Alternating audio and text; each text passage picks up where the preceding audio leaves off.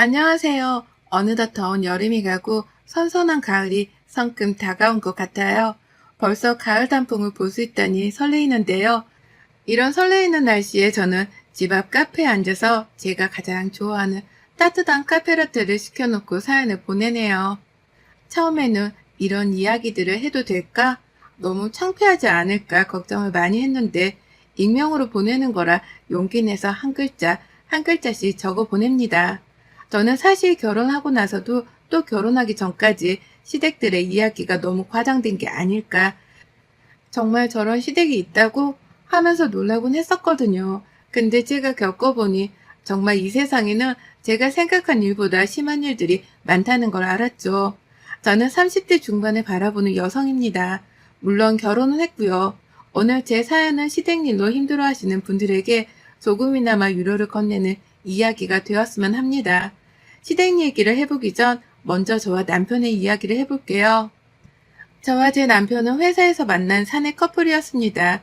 먼저 회사에 다니던 남편과 그 당시 신입사원이었던 저는 사내 커플은 절대 안 된다 했지만 늘 다정하게 챙겨주고 힘들 때면 힘이 되어주던 남편에게 참 고마움을 느꼈었죠. 제가 아파서 회사를 못 나올 때도 죽을 사서 문 앞에 두고 가는 그런 정성으로 인해 사내 커플은 절대 안 된다던 저도 남편에게 마음이 조금씩 가더라고요. 그렇게 1년, 2년, 3년, 4년, 5년이라는 시간이 흘러 우리는 결혼 약속한 사이가 되었어요. 남편은 저에게 결혼 전부터 홀어머니의 여동생까지 있어서 사실 결혼한다는 게 쉬운 일이 아니라고요. 그런데도 네가 좋아 나를 받아준다면 결혼해서 정말 잘하겠다고요. 처음에는 사람이 좋으니 그런 집안은 저에게 중요하지 않았어요. 제가 잘하면 모두 잘 될 거라 생각했죠. 남편네 집은 일찍 아버지가 돌아가시고 어머님과 여동생이 있었고요. 저희 집은 엄마, 아빠, 오빠랑 저 이렇게 네 식구로 상견례를 했지요. 그렇게 화기애애했던 상견례가 끝나고 정신없이 결혼 준비를 하다 보니 어느새 결혼식 당일이 왔네요. 어찌나 결혼식을 하는 내내 떨리던지 남편은 땀이 줄줄 흘러 나중에는 웃옷을 벗을 수가 없다고 우스갯소리로 말하곤 했어요. 행복했던 결혼식이 끝나고 신혼여행으로 저희는 남편이 그렇게 바라고 바라던 뉴욕으로 다녀왔어요. 주변에서는 몰디브나 괌으로 가라고 했지만 남편은 살면서 꼭 한 번은 뉴욕에 가보고 싶었다며 저도 남편의 뜻을 존중해 우리는 2주가 다 돼가는 시간을 정말 행복하게 보냈답니다. 남편이 영어를 굉장히 잘하는 편이라 가이드가 없어도 저희끼리 돌아다니면서 무척 재미있게 보냈습니다. 그렇게 한국으로 돌아오던 날 부모님들의 선물과 저희 오빠와 아가씨들의 선물까지 사가지고 캐리어에 바리바리 담았죠. 엄마가 시댁에 가져가라고 주신 이바지 음식도 바리바리 싸서 시댁으로 갔어요. 어머님과 아가씨는 신혼집에서 그리 멀지 않은 집에 살고 있었거든요. 인사를 드리고 선물도 드리고 그렇게 화기애애하게 지내고 왔죠. 저는 성격이 늘 조용한 편이라 남편이랑은 정반대의 성격이었어요. 남편은 목소리도 크고 자기 주장도 강한 편인데 시댁의 어머님이랑 아가씨도 둘 다 목소리도 크고 자기 주장이 굉장히 강하신 분들이었거든요. 하지만 결혼하면 시댁 스트레스 정도야 누구나 있다고 생각해 무심코 넘어갔던 게 화근이었을까요? 어느새부턴가 어머님은 저희 집에 이틀에 한 번씩은 찾아오셨어요.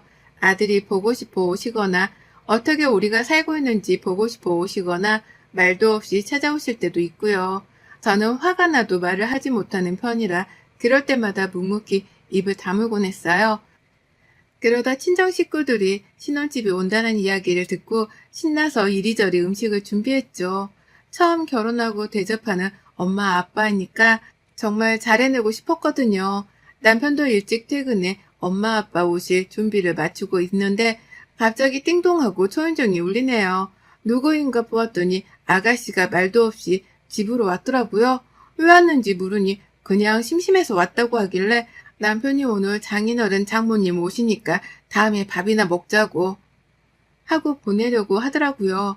마음 약한 저는 또 그냥 아가씨를 보낼 수 없기에 괜찮으면 같이 식사를 하자고 말씀드렸어요. 부모님께는 따로 문자를 보내둔 상태였고요. 그렇게 엄마 아빠가 도착하고 곧이어 저희 오빠까지 도착했죠. 식사가 끝나고 녹초가 된 저는 그대로 잠이 들었어요. 며칠 후에 회사가 끝난 후 집으로 가려는데 갑자기 아가씨한테 전화가 울리는 거예요. 여보세요? 언니! 네, 아가씨, 무슨 일 있으세요? 아, 언니 시간 되시면 지금 잠깐 만날 수 있으세요?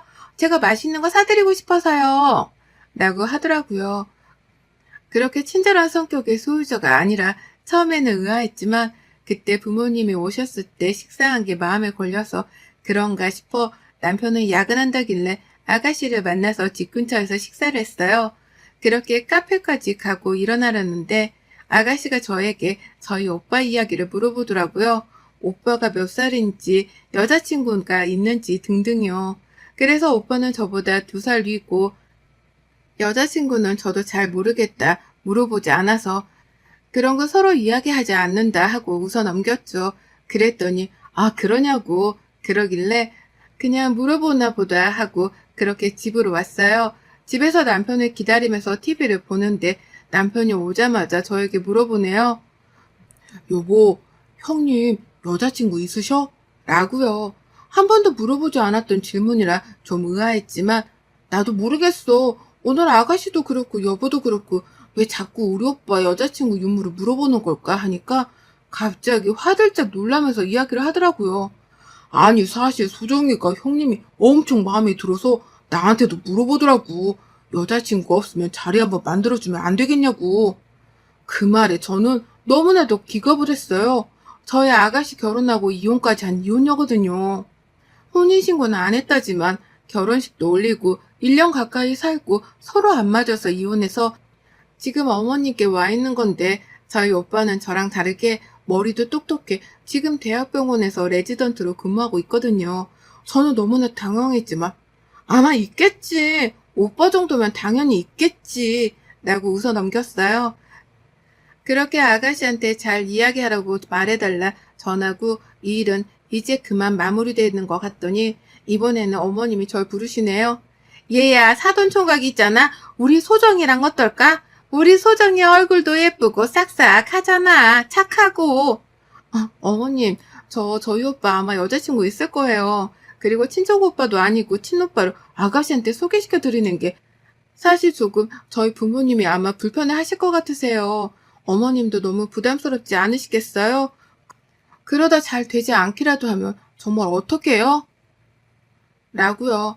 처음으로 어머니께 제 이야기를 들었더니 알겠다곤 하시군 저보고 그냥 집에 가라고 하시더라고요.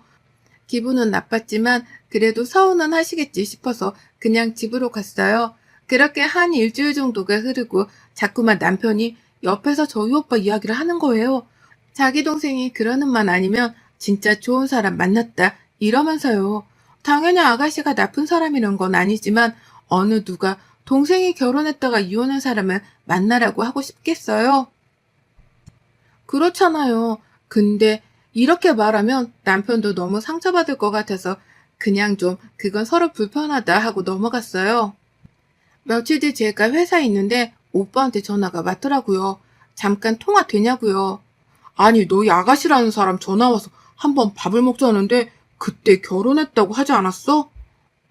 결혼하고 이혼했지. 나 몰랐어. 우선 거절해. 오빠 내가 얘기할게. 너 그러다 곤란해지는 거 아니야? 아니야, 뭘 곤란해. 그렇게 전화를 끊고 바로 남편한테 전화를 했죠. 오빠한테 아가씨가 전화했다는데 당신이 번호 알려줬냐고요.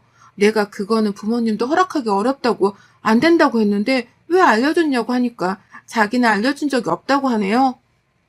알고 봤더니 어머님이 남편 핸드폰에서 몰래 저희 오빠 번호를 보고 아가씨한테 알려준 것 같아요. 그렇게 아가씨한테도 전화해서 저희 오빠 여자친구가 있다. 근데 그렇게 불쑥 연락하시면 오빠가 너무 당황한다고요. 그랬더니 저한테 뭘 당황하냐고 사돈끼리 밥 한 번 먹는 게 뭐가 그리 어렵냐면서 그러는데 이때까지만 해도 저한테 앞으로 다가올 일은 상상도 하지 못했어요. 우선 회사니 다시 이야기하자 하고 끊었는데 어떻게 해야 할지 도저히 생각이 안 떠오르더라고요. 오빠한테는 우선 여자친구가 있다고 하라고 했는데 정말 여자친구가 있다고 했더라고요. 진지하게 만나는 사람이 있다고 말했는데도 밥을 먹자고 하니 거절하면 네가 곤란해질 것 같아 좋게는 말했다고요. 그랬더니 어머님한테 전화가 또 오더라고요. 아니, 너 왜 이렇게 꽉 막히게 구니? 그냥 밥 한번 먹자는데 어려운 일 아닌데 왜 네가 회방을 놓는 거야? 아니, 어머님, 제가 회방 놓는 게 아니라요. 정말 오빠 만나는 사람이 있다고 해서요. 그런데도 만나라고 할 수 없잖아요. 같이 회사 다니는 동료와 진지하게 만나고 있다고 하더라고요. 같은 의사끼리 만난다니까 어머님도 더 이상 할 말이 없으신지 후다닥 끊으시더라고요. 그렇게 오빠와 아가씨는 마무리되는 것 같았어요. 근데 제가 막았다고 생각해서인지 그때부터 어머님이랑 아가씨의 태도가 바뀌기 시작했어요. 집에 들어오면 어머님은 남편 밥 잘해줘라. 도대체 너네는 아기가 언제 생기냐? 너가 약해서 아기가 안 생기는 거 아니냐? 친정 간다고 하면 니네 엄마 아빠 하면서 그렇게 저를 남편이 안 보는 앞에서 괴롭히시더라고요.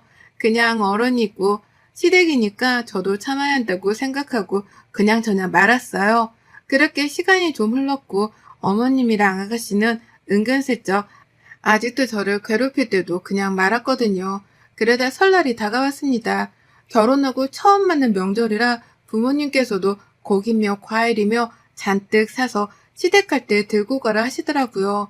솔직히 들고 가기는 싫었지만 엄마 아빠가 딸 잘 부탁한다는 마음으로 구매하신 걸 알기 때문에 기분 좋은 마음으로 시댁에 들고 갔어요. 어머님, 저희 부모님이 어머님이랑 아가씨 맛있게 드시라고 과일이랑 고기를 보내주셨어요. 라는 말 한마디에 제 손에 있던 선물들을 확 가로채더니 막 둘이 뜯어보더라고요. 그 뒤로 아가씨는 아니 이거 고기도 별로고 과일도 별로인데 아니 사돈 클라스가 너무 약하다 하면서 어머님은 아니 이런 거 누가 먹는다고 가지고 오고 그래? 그냥 저기 놔둬라 이러시더라고요. 정말 눈물이 나오는 걸 참고 또 참았어요. 남편은 아니 왜 딴지 거냐고 엄마는 아무것도 안 보내드리면서 그냥 먹으라 했지만 어머님은 저희 엄마 아빠가 보내주신 선물을 풀어헤쳐서 그냥 바닥에 두셨더라고요. 정말 열불이 났지만 살면서 어른들한테 대드는 건 아니라고 생각하고 살아왔던지라 그렇게 하루가 흘러갔어요. 시댁은 아버님 제사만 지내서 아침에 일찍 제사를 지내고 먹은 걸 치우고 친정에 가려고 준비를 하는데 갑자기 어머님이 저에게 그러시더군요. 오늘 겉절이랑 김치 조금 이것저것 담아야 할 것 같으니 시장 갔다 오자. 라고요. 저는 너무 할 말이 없어서 어머님 저도 처음 명절이라 친정에 오빠도 와 있고 해서 가봐야 할 것 같은데요. 라고 하니까 어머님이 갑자기 노발대발을 하시더라고요. 아니 결혼했으면 이 집 귀신이지 무슨 친정에 간다고 난리니? 너는 아니 얘가 왜 이렇게 못 배웠어? 너 부모님이 그렇게 어른들한테 대들라고 시키디? 라면서 저를 막 몰아붙이는데 남편이 나와서 어머님한테 화를 냈지만 어머님은 자식 잘못 키웠다면서 먼저 눈물을 흘리시더라고요. 저는 아무 말도 못한 채 방에 들어가고 남편이 들어와서 저에게 엄마가 갱년기라고 이해 좀 해달라고 장인어른 장모님께 잘 얘기해서 내일 가면 안 되겠냐고요. 자기도 엄마가 혼자 있으니 괜히 신경이 쓰인다고 하니 저도 정말 잊고 싶지 않았지만 이혼할 거 아닌데 내가 지금 되들어서 뭐하나 싶어서 같이 시장에 따라 나섰어요. 그렇게 시장에 갔다가 시댁에 와서 깍두기랑 겉절이 담는다고 하시길래 열심히 또 무도 손질하고 배추도 손질하고 손이 부르틀 때까지 아침부터 저녁까지 열심히 부엌에서 한 발자국도 안 나오고 일을 했어요. 이제 좀 끝났겠다 싶어서 정리하고 씻으러 가려는데 집에 요새 이불 빨래 못했다고 이불 몇 개 내놨으니 그것만 빨아놓으라고 하시네요. 일이 있어서 잠깐 나갔다 온다고요. 한숨이 나왔지만 알겠다고 하고 아무도 없는 텅 빈 시댁에서 혼자 이불 빨래를 실컷 했어요. 온몸이 쑤시고 했지만 내일이면 집에 가니까 그걸로 위안 삼았죠. 남편도 회사에 갑자기 급한 일이 생겨서 나간다고 하고 저 혼자 너무 배고파서 라면 끓여 먹고 방 안에서 좀 쉬고 있었어요. 그대로 잠이 들었고 남편도 들어와서 자고 있길래 팽개쳐 두었던 옷들을 개서 정리하려는데 남편 바지 주머니에서 음식장 영수증이 떨어지네요. 보았더니 오늘이더라고요. 그것도 저희 집 근처에 있는 식당이었어요. 그럴 리가 없는데 처음에는 제 눈을 의심했죠.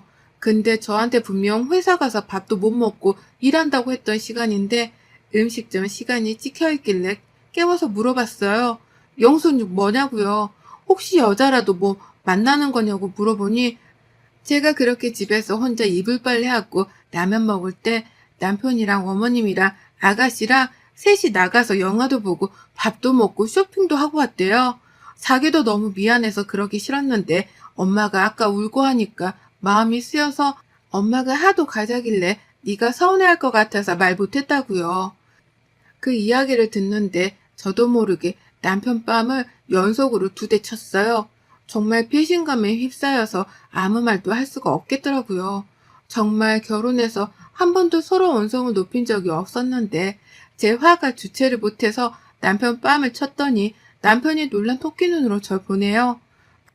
큰 소리가 나서 다들 나와 저희를 쳐다보는데 저는 아랑곳하지 않고 그대로 제 짐만 싸서 나가려는데 어머님이 저 붙잡더라고요. 너 지금 이게 시댁에서 뭐하는 짓이냐? 뭐래가 잘못했길래 지금 남편한테 대드냐고요.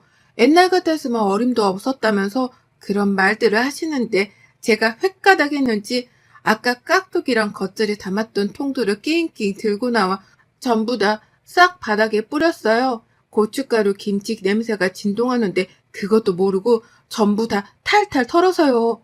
어머님 남편 아가씨 셋 다 어안이 벙벙해서 저를 쳐다보더군요. 그래서 말했어요. 제가 바보라서 지금까지 가만히 있는 줄 알았냐고요. 우리 엄마 아빠가 주는 음식 저기다 팽개쳐 두지 않냐? 툭하면 너네 엄마 아빠라면서 무시를 하지 않냐? 그거 어머님 못 배워서 그러시는 거라면서요. 매일 전화해서 저에게 네가 문제 있어 못 가지는 거 아니냐면서 하시지를 않냐. 이제는 친정에 못 가게 하려고 하지를 않냐면서 저도 저한테 하신 그대로 똑같이 삿대질을 하면서 따졌어요. 예전에 아가씨 저희 오빠를 못 만나게 제가 한다고 생각해서 그러시는 것 같은데 어머님도 생각을 해보셔라. 아가씨는 이혼 후에 지금 백수이고 저희 오빠는 대학병원에 근무하는 의사인데 저희 엄마 아빠가 허락하시겠냐면서 고래고래 소리를 질렀죠. 아가씨가 엄마한테 뭐 하는 짓이냐고 제 머리채를 잡는데 저는 그대로 바로 아가씨를 밀쳤어요. 남편은 그제서야 상황 파악이 되었는지 저를 말리며 나가서 이야기하자는데 어머님이 아끼던 도자기 병도 던져서 깨뜨렸어요. 그렇게 저는 집을 나왔고 남편은 이렇게까지 해야 되냐고 하더라고요. 저는 지금까지 있었던 일을 다 말했죠. 그런데도 참고 살았다고요. 그렇게 저는 집으로 왔고 그렇게 했는데도 분이 풀리지 않더라고요. 모두 있었던 일들을 부모님과 오빠에게 이야기를 했고 그 이야기를 하면서도 저는 정말 많이 울었던 기억이 나요. 엄마 아빠는 친정에 와 있으라고 해서 친정에 와 있던 찰나에 오빠가 말한 이야기는 충격적이었어요. 사실 너에게 말은 못했지만 우리 병원으로 너희 시어머니와 그 아가씨가 찾아왔다고요. 그냥 사돈총각하고 밥 한번 먹고 싶어 왔다고 하는데 갑자기 진지하게 우리 딸이랑 만나보는 게 어떠냐고 그러시면서 결혼하면 병원 개원 정도는 우리가 밀어주겠다고요. 혹시 그럼 다른 소개시켜줄 수 있는 주변에 괜찮은 사람은 없냐고도 물어봤다고 하네요. 정말 제가 다 창피했어요. 그래서 오빠가 최대한 좋게 진지하게 만나는 사람이 있으니 가셨다고 해요. 어머님, 저희 결혼할 때 정말 한 푼도 도와주신 거 없으신 분이세요.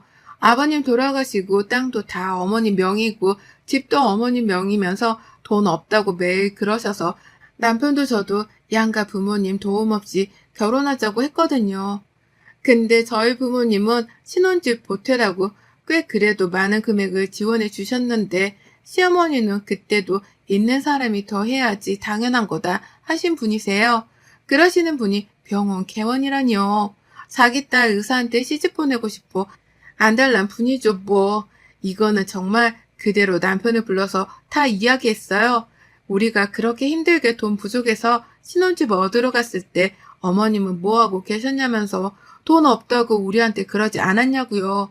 지금도 아들한테 생활비 받으시는 분이 자기 딸 의사한테 시집 보내려 하시는 건 도대체 어떤 상식에서 나오냐고요. 막 그랬죠. 남편도 그렇게까지 생각하지는 못했는지 시댁으로 바로 달려가대요. 그 뒤로 어머님이랑 아가씨랑 절 찾아왔길래 만나서 똑똑하게 이야기했어요. 이제 어머님께 드리던 생활비도 더 이상 드리지 못할 것 같고 아가씨도 이제 나가서 일하시라고요. 남자 만나서 팔 잡힐 생각 말고 열심히 일해서 자기 인생을 좀 사시라고요. 이렇게 사는 거 부끄럽지도 않냐고 속에 있는 말 전부를 다 꺼내서 했어요. 그렇게 말하니 좀 시원하대요. 어머님이랑 아가씨는 이제 생활비 안 준다니까 미안해 모드로 가길래 저희 오빠한테 한 짓 안다고요. 저희 엄마 아빠는 그렇게 무시하더니 오빠한테 가서는 그렇게 하시는 거 보니 정말 아들이 창피해서 어머님 어떻게 보겠냐고요. 저희 집에 얼굴을 들고 다닐 수 있겠냐고 몰아붙였죠. 그렇게 저희는 어머님께 드리던 생활비를 싹 끊었습니다. 남편도 자기 엄마한테 질렸는지 엄마는 당분간 안 가겠다고 하더라고요. 저는 당연히 안 갈 거고요. 곧 추석이 다가오는데 저는 남편에게 당분간은 시댁 안 가겠다고 선포했어요.